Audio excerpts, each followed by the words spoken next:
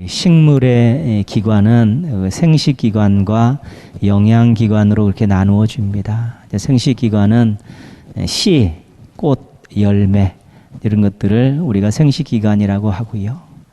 영양기관은 잎, 줄기, 뿌리 이런 것들을 우리가 영양기관이라고 합니다. 잎은 광합성을 통해서 식물에 필요한 영양분을 만들어냅니다. 줄기는 뿌리와 잎 사이에서 수분과 양분을 공급해주는 그런 역할을 합니다. 뿌리는 식물을 든든히 세워주고 또 그 물과 또 영양소를 또 빨아들여서 나무에 공급하는 일들을 합니다. 나무가 살아있고 또 나무가 성장하기 위해서는 이러한 개체들이 이 요소들이 다 각기 제 기능을 잘 해야 되는 것입니다. 근데 우리가 흔히 보면 이 나무를 바라볼 때 뿌리를 굉장히 중요하게 생각합니다. 그 나무가 말라 비틀어져서 죽으면 뿌리가 물을 잘 흡수하지 못해서 죽었다고 생각하고요. 또 그런 태풍이나 바람에 나무가 이렇게 넘어지면 뿌리가 약해서 그렇게 나무가 넘어지고 죽었다고 생각을 합니다. 사막이나 또 돌 같은 그런 산에서 그 나무가 살아있는 것을 보면 뿌리를 잘 뻗어가지고 물과 양분을 공급받았기 때문에 산다고 그렇게 생각을 합니다. 생명력이 있고 든든히 서 있는 나무를 보통 우리가 뿌리 깊은 나무다 그렇게 이야기합니다. 뿌리가 그만큼 생존과 번성에는 중요하다는 것입니다. 조선 세종대왕 때 그 정인지 등에 의해서 지어진 용비어천가라는 노래가 있습니다. 이것은 조선 왕조의 정당성을 선전하고 찬양하는 내용입니다. 왕조의 정통성을 강화해서 백성들로 하여금 복종하게 하게끔 하려고 만들어진 그런 노래입니다. 왜냐하면 쿠데타로 그렇게 왕조가 시작이 됐기 때문에 이 왕조는 정말 너희들이 따르고 믿고 또 의지해야 될, 또 찬양해야 될 그런 왕조라는 것을 이제는 노래를 통해서 백성들에게 심어주는 것입니다. 그 노래 가운데 2장에 이런 내용이 있습니다. 뿌리 깊은 나무는 바람에 안이 움직이니 꽃 좋고 열매 만나니 샘이 깊은 물은 가뭄에 그치지 아니하니 내를 이뤄 바다에 가나니. 그래서 이 왕조를 뿌리 깊은 나무, 샘이 깊은 물이라고 이야기하죠. 그래서 조선 왕조가 뿌리 깊은 나무, 앞으로 굳건히 서서 번성할 것이라고 그렇게 찬양하는 것입니다. 그러니까 뿌리가 중요하다는 것을 우리가 알게 됩니다. 오늘 본문 말씀 8절 말씀입니다. 다시 한번 읽겠습니다. 그는 물가에 심어진 나무가 그 뿌리를 강변에 뻗치고 더위가 올지라도 두려워하지 아니하며 그 잎이 청청하며 가무는 해에도 걱정이 없고 결실이 그치지 아니함 같으리라. 아멘. 물가에 심겨진 나무가 번성한다는 것입니다. 잎도 청청하고 또 결실이 그치지 않는다는 것이죠. 환경이 중요하다는 것입니다. 물가에 심겨진 나무가 좋은 환경에서 잎이 청청하고 열매를 계속 맺는 것은 뭐 당연한 것 아니겠습니까? 그런데 한 가지 더, 환경과 뿌리가 연결되어 있다는 것입니다. 좋은 환경 속에서 뿌리가 제대로 역할을 더 감당하게 될 때 그 나무에 필요한 수분과 양분을 공급받아서 그 나무가 아름답고 또 결실 있는 나무가 될 수 있다는 것입니다. 뿌리가 깊고 넓게 뻗치면 가뭄이 오고 해가 아무리 비춰도 흔들리지 않는다는 것이죠. 그리고 열매 맺는데 전혀 지장이 없다는 것입니다. 좋은 환경 속에 뿌리가 제 기능을 발휘하게 되면 정말로 든든히 서 있고 번성하는 나무가 될 수 있다는 것. 뿌리가 그만큼 중요하다는 것을 오늘 말씀 속에서도 강조하고 있습니다. 오늘 우리가 읽은 말씀은 나무를 비유해서 사람에 대해서 교훈하는 내용입니다. 5절에 한 사람이 소개가 되어 있습니다. 5절에 소개된 사람은 이렇습니다. 여호와께서 이와 같이 말씀하시니라. 무릇 사람을 믿으며 육신으로 그의 힘을 삼고 마음이 여호와에게서 떠난 그 사람은 저주를 받을 것이라. 하나님을 떠나고 하나님을 떠난 사람입니다. 사람을 믿고 의지하는 사람이고 자신의 인간적인 조건에 힘을 믿고 사는 사람들이 있다는 것입니다. 당시 이 이해를 하는 이야기는 예레미야가 남왕국이 멸망하는 그 환경 속에서 그 지도자들과 백성들을 보니까 꼬라지가 이렇다는 것입니다. 하나님을 떠나 있고 강대국을 의지하고 자기 육신의 힘으로 살려고 발버둥 치는 그런 모습들을 지금 고발하는 것입니다. 그럼 그런 사람이 어떤 사람인가?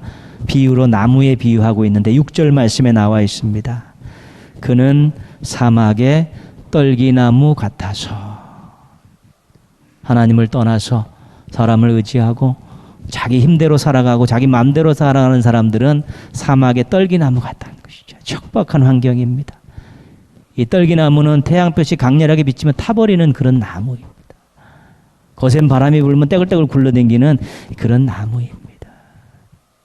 척박한 환경에서 참으로 볼품없이 살아가는 그런 비참한 인생에 비유하고 있는 것입니다. 또 한 사람이 7절에 소개가 되어 있습니다. 7절에 보시면요. 그러나 무릇 여호와를 의지하며 여호와를 의뢰하는 그 사람, 여호와만 하나님만 믿고 의지하는 사람이 있다는 것이지요. 이런 사람이 많았으면 좋겠다. 이런 사람이 되었으면 좋겠다는 것이 예레미야가 백성들을 바라보는 마음이었습니다. 근데 그런 사람들이 어떤 사람인가? 어떤 나무에 비유할 수 있는가? 우리가 읽었던 8절 말씀입니다. 그는 물가에 심어진 나무. 하나님만 의지하고 의뢰하고 신뢰하고 사는 사람은 물가에 심겨진 나무와 같은 인생이라 그러는 것이죠. 좋은 환경에서 뿌리가 아주 깊게 박혀서 든든히 서고 풍성한 열매를 맺는 나무와 같은 행복한 인생이라고 말하고 있는 것입니다. 인생이 두 부류로 나눠지는 것입니다. 하나님을 떠나서 사람들을 의지하면서 자기 힘대로 자기 뜻대로 살아가는 한 부류가 있고 하나님만 믿고 의지하는 한 부류가 있다는 것입니다. 그런데 하나님을 떠나서 사람들을 의지하고 자기 뜻대로 자기 마음대로 사는 사람들은 사막에 있는 떨기나무와 같다. 하나님만 믿고 의지하는 사람들은 물가에 심겨진 나무와 같다. 제시를 하고 있는 것입니다. 여러분들은 어떤 나무로 살고 싶습니까? 사막의 떨기나무입니까? 물가에 심겨진 나무입니까? 우리가 어떤 나무로 사는 것은 우리가 하나님에 대해서 어떤 선택을 하고 어떤 행동을 하느냐에 따라 달라지는 것입니다. 바라기는 여러분 모두가 물가에 심겨진 나무와 같은 인생 되기를 축복합니다. 먼저 우리 환경에 대해서 알아보겠습니다. 우리가 이 땅을 살아가면서 사막과 같은 환경 또는 물가와 같은 환경을 어디서 찾을 수 있습니까? 지리적으로 장소적으로 그런 데는 없습니다. 그리고 상황을 가지고 판단할 수도 없습니다. 화려하고 풍성하다고 좋은 환경이 아닙니다. 열악하고 빈곤하다고 나쁜 환경도 아닙니다. 우리 신앙인이 환경을 말할 때는 하나님과 어떤 관계로 살고 있느냐로 그 환경을 판단하는 것입니다. 아무리 살기 좋고 여건이 좋아도 하나님과의 관계가 단절되면 그 삶의 터전은 사막과 같은 것입니다. 아무리 빈곤하고 힘든 일이 있는 그런 환경이라도 하나님과의 관계가 좋고 원활하면 거기서는 물과 같은 환경이 될 수 있는 것입니다. 우리 신앙인들이 이것을 착각하면 큰일 나는 것입니다. 이 땅에 어떤 지상 나간과 같은 환경이 좋아지면 살만 나는 환경을 만들면 거기가 정말 천국 같은 거라고 생각하지. 또 환경이 어렵고 불편하면 나는 정말 지옥 같은 삶을 산다고 생각하는 그런 생각들이 우리 신앙을 멍들게 하는 것입니다. 내가 있는 삶의 터전에서 내가 하나님과 어떤 관계를 맺고 있느냐에 따라서 나의 삶의 환경이 좋은 환경이냐 안 좋은 환경이냐를 결정하는 것입니다. 하나님을 떠난 사람이 아무리 좋은 환경에 있다 그래도 하나님께 공급받는 것이 없는데 거기서 무엇을 누릴 수 있습니까? 조금 열악한 환경이지만 하나님께 무한 공급받는 것이 있으면, 그 통로가 개설되어 있으면 그 환경은 좋은 환경이라고 이야기하는 것입니다. 하나님과의 관계보다 세상적인 조건을 더 중요하게 생각할 수 있습니다. 하나님과의 관계를 희생하고 포기하더라도 인간적인 조건을 더 중요시 생각할 수 있다는 것입니다. 너희는 먼저 그의 나라와 그의 의를 구하라. 그리하면 이 모든 것을 너희에게 더하시리라. 우선순위가 바뀌어버리면 그 삶의 자리가 안 좋은 자리가 되는 것입니다. 하나님이 역사하실 수 없는 자리, 하나님이 임재하실 수 없는 자리, 거룩하지 않은 자리가 되어버리면 거기는 사막과 같은 환경이 될 수밖에 없는 것입니다. 우리가 다른 것은 어떻든 일단 기본적으로 우리의 환경이 좋은 환경이 될 수 있도록 우리가 기본적인 신앙에 대한 태도들은 가지고 있어야 되는 것입니다. 첫 번째는 하나님을 인정하는 것입니다. 하나님이 그냥 기독교의 신이다 그런 거 말고요. 하나님이 나를 사랑하시고 나를 만드시고 나를 사랑하시는 나의 하나님이라는 분명한 인정이 있어야 되고요. 두 번째는 하나님을 의식하고 살아야 됩니다. 하나님을 나를 바라보고 계시고 내가 하나님 앞에서 살고 있다는 의식이 있어야 되는 것이고, 세 번째는 하나님의 뜻대로 살고자 하는 노력들이 있어야 되는 것입니다. 그럴 때 우리가 기본적으로 하나님으로 인한 좋은 환경 속에 새로운 희망을 가질 수 있는 환경들을 우리가 가꾸어 놓는 것입니다. 하나님을 인정하지 않는 사람들 무지개 많습니다. 무수히 많습니다. 하나님을 의식하지 않고 살아가는 신앙인들도 있습니다. 하나님의 뜻대로 살지 않고 내 마음대로 내 뜻대로 살고자 하는 그런 사람들도 굉장히 많습니다. 그러나 그런 생각들을 갖고 살면 하나님으로부터 무언가를 얻을 수 있는 환경적인 요인들은 만들지 못하는 것입니다. 하나님 인정하고 하나님 의식하고 하나님 뜻대로 살려고 하는 몸부림이 있으면 우리 하나님과의 관계가 개설되어 있고 하나님의 은혜의 울타리 안에 사는 것입니다. 그래야지만이 그 다음을 기대할 수 있는 것입니다. 그 다음이 뭐냐면 뿌리입니다. 좋은 환경에서 뿌리가 제 역할을 감당할 때 나무가 생존하고 번성하는 것을 우리가 보게 됩니다. 나무의 뿌리가 수분과 영양소를 흡수해서 저장했다가 이것을 줄기를 통해서 나무에 보내는 것입니다. 잎에도 가고 열매에도 가고 그러는 것입니다. 뿌리는 저장소입니다. 탱크입니다. 탱크. 우리 신앙인들이 신앙의 뿌리에 저장해야 될 것이 있습니다. 오늘 그 두 가지만 이야기합니다. 첫 번째, 우리의 신앙의 뿌리에 저장해야 될 것은 말씀입니다. 시편 1편 3절입니다. 그는 시냇가에 심은 나무가 철을 따라 열매를 맺으며 그 잎사귀가 마르지 아니함 같으니 그가 하는 모든 일이 다 형통하리로다. 좋은 환경에서 번성하는 나무를 이야기하고 있습니다. 근데 어떤 사람을 비유하는 거냐면 2절 말씀에 나와 있습니다. 시편 1편 2절입니다. 오직 여호와의 율법을 즐거워하여 그의 율법을 주야로 묵상하는도다. 하나님의 말씀을 즐거워하고 하나님의 말씀을 읽고 듣고 묵상하고 또 깨닫는 이런 것들을 즐거워하는 사람들, 이런 사람들이 물가에 심은 시냇가에 심은 나무 같은 인생이 된다는 것입니다.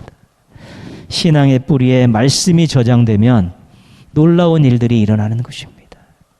히브리서 4장 12절에서 하나님의 말씀은 살아있고 활력이 있어 그렇게 이야기합니다.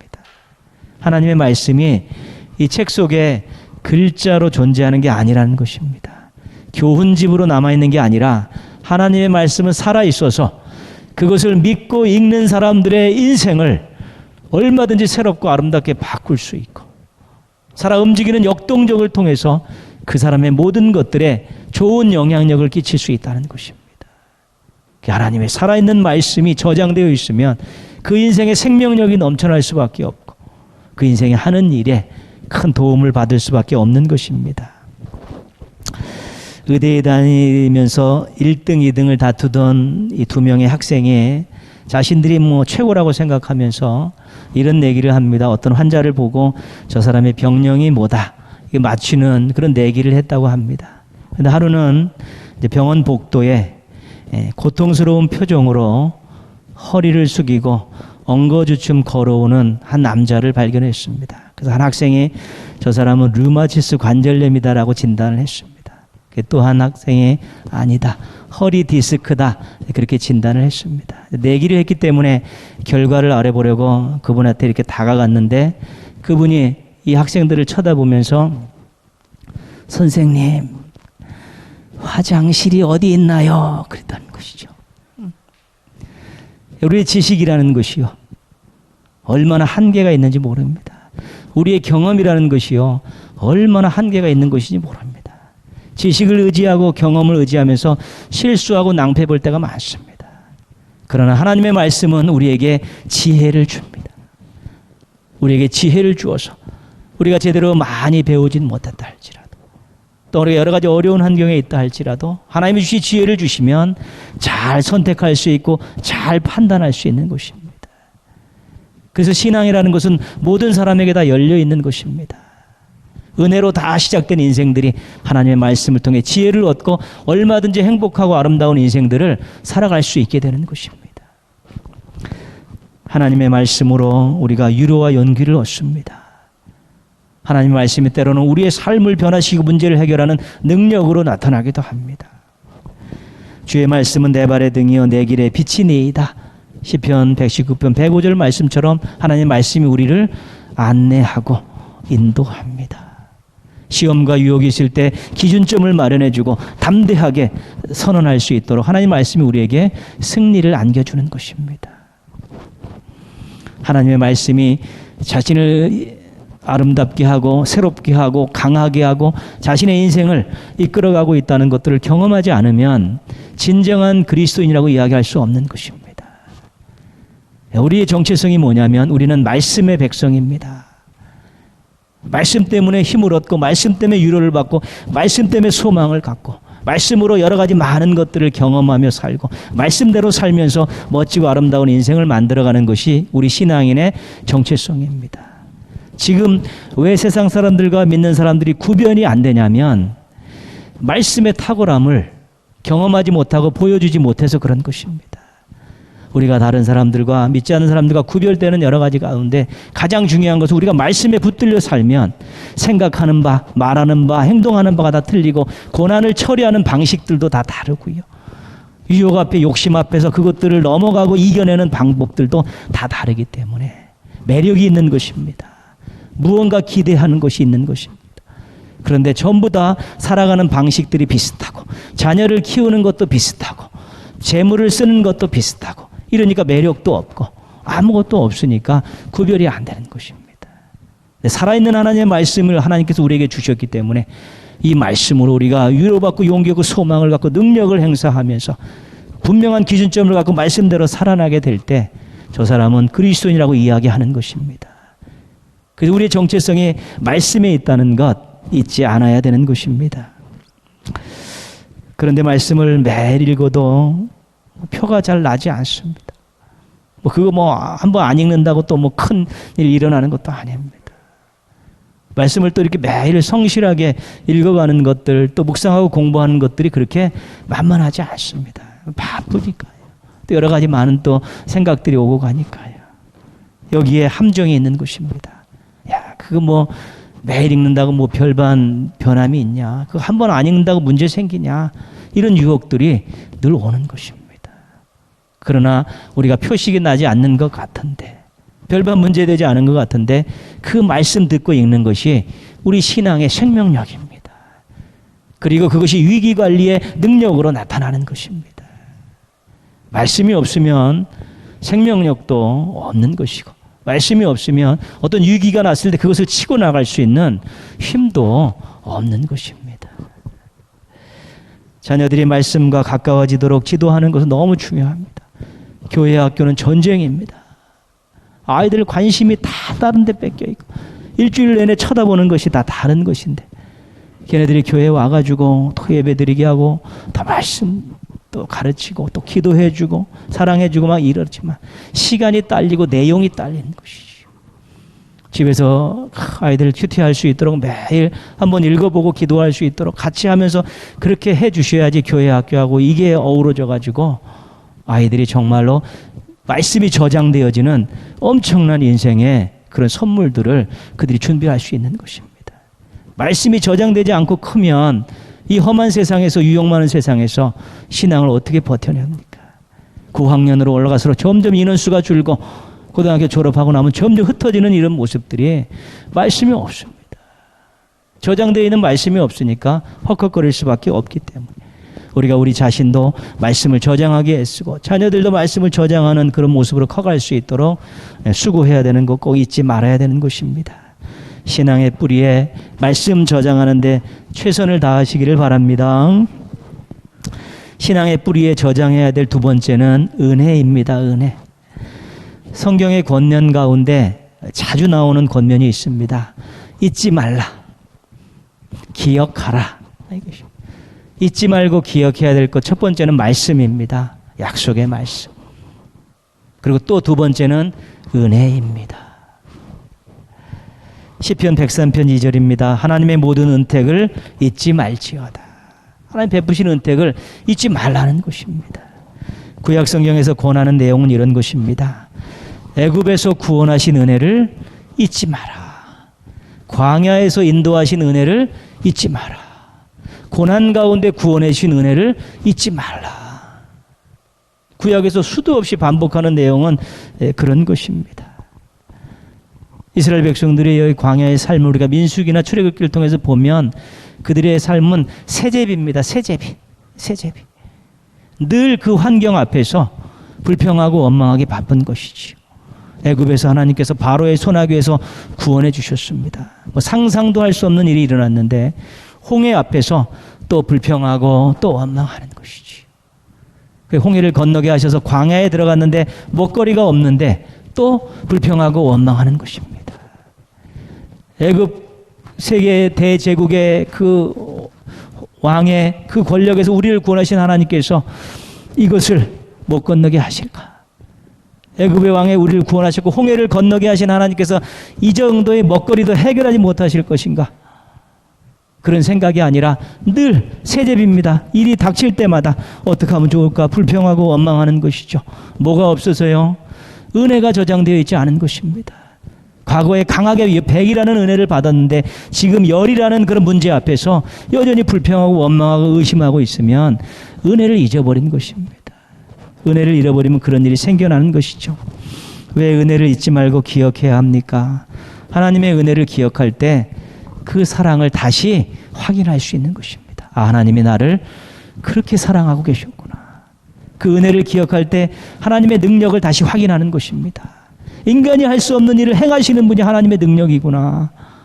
그렇게 되면 하나님을 더 의지하게 되는 것입니다. 나를 사랑하시는 하나님, 전지전능하신 하나님을 의지하면서 지금 앞에 있는 문제들을 가볍게 보고 쉽게 보고 또 기도하면서 믿음으로 또 돌파해 나갈 수 있는 것이죠. 그러나 은혜가 저장되어 있지 않으면 하나님의 사랑도 하나님의 능력도 다 세제비가 되어서 언제 그것을 받았냐 생각하면서 이 문제 앞에서 내가 어떻게 하지? 고민하고 의심하고 불평하고 원망하는 것입니다.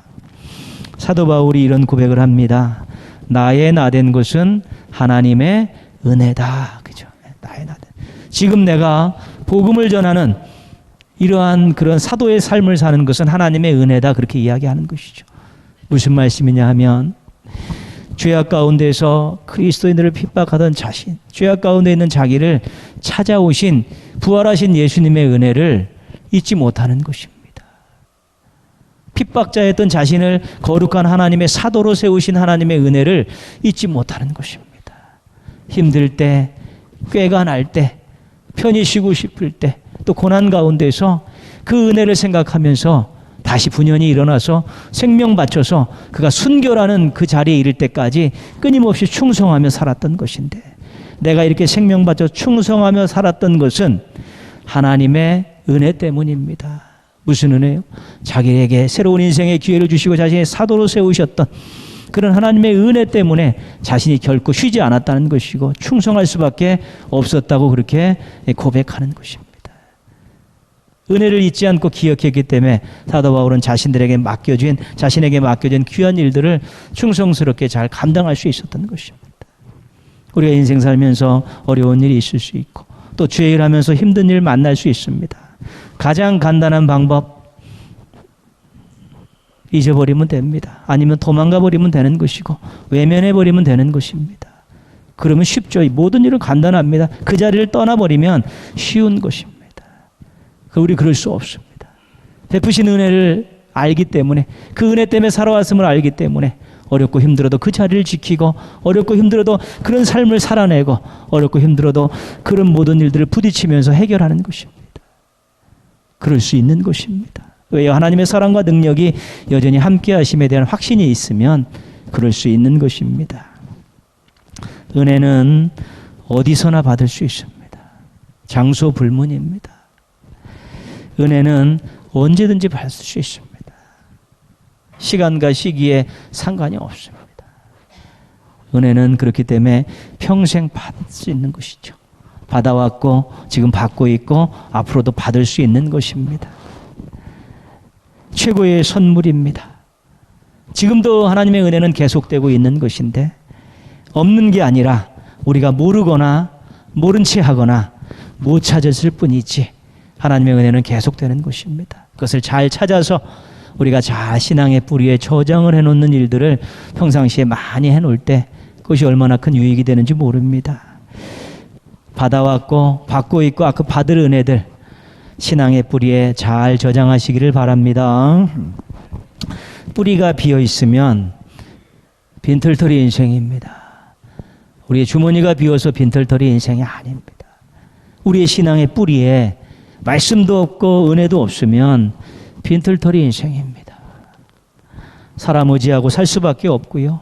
세상 것 추구하며 살 수밖에 없고 자기 힘으로 살 수밖에 없습니다. 말씀과 은혜를 통해 다시 주시는 하나님의 것을 공급받을 방법이 없으니까, 재료가 없고 근원이 없으니까 결국은 자기 스스로 살아갈 수밖에 없고 사람 의지하며 살아갈 수밖에 없는 것이죠.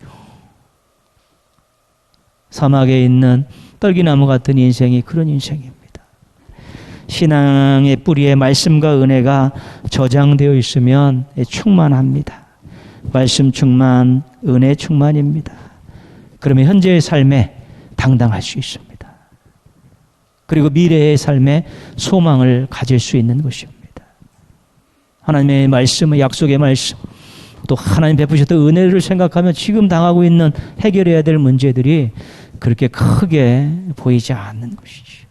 앞으로 계획하고 준비하는 일들이 있는데 하나님으로부터 아무것도 공급받지 못하면 내가 저걸 할 수 있을까? 어떻게 갈까? 어떻게 할까인가? 늘 고민하고 회의할 수밖에 없지만 말씀과 은혜가 작동하기 시작하면 하나님이 인도하실 것이다. 하나님이 도와주실 것이다.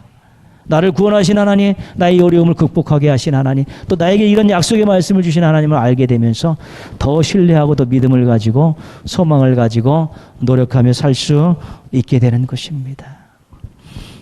말씀은 언제든지 채울 수 있습니다. 여러분, 우리가 마음을 안 먹어서 그렇지, 시간을 안 내서 그렇지, 말씀 언제든지 채울 수 있습니다. 못 들으면 언제든지 말씀 들을 수 있고, 조금만 시간 내면 말씀 공부 얼마든지 할 수 있습니다. 굉장히 은혜죠. 언제든지 채울 수 있습니다. 말씀은. 은혜는 평생 받을 수 있습니다. 과거부터 시작해서 앞으로 내가 하나님 나라 갈 그때까지 실은 은혜로 다 살아가는 것입니다. 언제든지 채울 수 있고 평생 받고 있는 그 은혜의 말씀을 우리가 조금만 신경을 쓰고 조금만 노력하면 얼마든지 저장할 수 있다는 것입니다. 말씀 저장, 은혜 저장하면 그것이 우리가 물가에 심겨진 나무와 같은 인생으로 살아가는데 그것이 엄청난 역할을 감당하는 것입니다. 앞으로도 우리는 달려가야 될 인생의 시간들이 많이 있고 해야 될 일들도 많이 있습니다. 그러니까 정말 우리의 신앙의 뿌리에 말씀과 은혜를 든든히 많이 저장해 놓으면 우리 인생이 정말 물가에 심겨있는 나무와 같은 인생이 될 수 있고, 또 그 그늘로 열매로 또 다른 사람과 공동체에 유익을 끼칠 수 있는 멋진 인생들이 될 수 있는 것입니다. 언제든지 채울 수 있으니까 말씀 잘 채우십시오. 지금도 우리가 은혜 가운데 살고 있으니까 은혜 잘 저장하십시오. 말씀과 은혜 잘 간직하고 저장하셔서 우리 물가에 심기운 나무와 같이 생명력 있고 풍성한 삶을 살아가는 우리 멋진 신앙인들 되시기를 주님의 이름으로 축원합니다. 기도하겠습니다.